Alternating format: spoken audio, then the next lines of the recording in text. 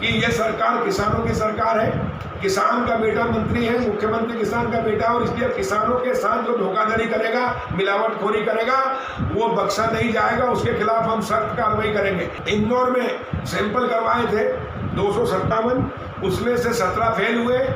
एक eagle company है, बहुत बड़ी कंपनी है, उसके 14 सैंपल फेल हुए। मैंने आज ही डीडीए इंदौर को आदेश दिया है कि थाने में जाकर उसकी एफआईआर कराएं, उसके खिलाफ सख्त कार्रवाई करें।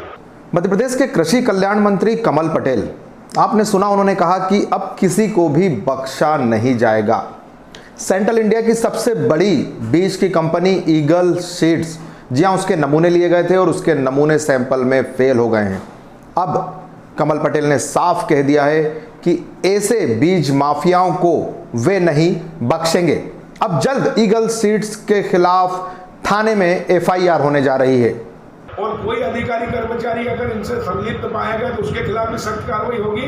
और चाहे वो कितना ही बड़ा व्यक्ति क्यों ना हो, किसानों के साथ धोखाधड़ी करने वाला, मिलावट करने वाला, जमाखोरी करने वाला बख्शा नहीं जाएगा। उसके खिलाफ हम कार्रवाई कर रहे हैं। हम आपको बता दें, ईगल सीड्स, जी हाँ, ये एक ऐसा नाम है जो फर्जीवाड़े की दुकान सजाए हुए बैठी है। इससे पहले भी इंदौर संभाग के ही खंडवा जिले में इस कंपनी ने फर्जी टैग, अपने जो बीज हैं उन बीज की सैंपलिंग के लिए फर्जी टैग लगाकर उन्हें बाजार में उतार दिया था। जी हाँ, अगर उसकी बीज का सैंपल हो तो वो पकड़ा न जाए। इतना ही नहीं, बाकायदा एक तरीका होता है मध्य प्रदेश में सरकार की ओर से, जो भारतीय कृषि कल्याण बोर्ड है उसके दिशा निर्देशों के तहत एक टैगिंग की प्रक्रिया होती है। एक टैग मार्क होता है जिसे बीज की बोरियों पर लगाया जाता है। लेकिन इन कंपनियों ने बीज की बोरियों में भी घोटाला कर दिया।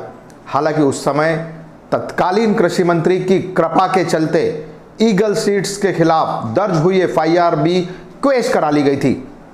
वो भी कैसे? एक सब इंस्पेक्टर से, जी हाँ, एक जांच अधिकारी को सेट करके उन्होंने अपना नाम हटवा लिया, जबकि होना यह था कि कंपनी का जो माल पकड़ा गया था, कंपनी के खिलाफ कार्रवाई होना थी। बहरहाल, लेकिन अब देखना यह होगा कि कृषि मंत्री के निर्देश के बाद अब किस तरह से ईगल सीड्स पर शिकंजा कसता है।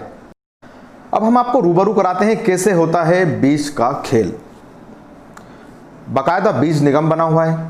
बीज निगम काम करता है, अलग अलग किसानों के खेतों में जो उच्च क्वालिटी के बीज हैं वो इन कंपनियों को बुआई के लिए दिए जाते हैं। मतलब उनसे कहा जाता है कि आप बीज की तैयारी करें, प्रोसेसिंग करें। उस दौरान बीज निगम के जो इंस्पेक्टर होते हैं वो बाकायदा मुआयना करते हैं और देखते हैं कि आखिर बीज जो उन्हें सर्टिफाइड बीज उपलब्ध कराया गया था उसकी पैदावार कितनी हुई।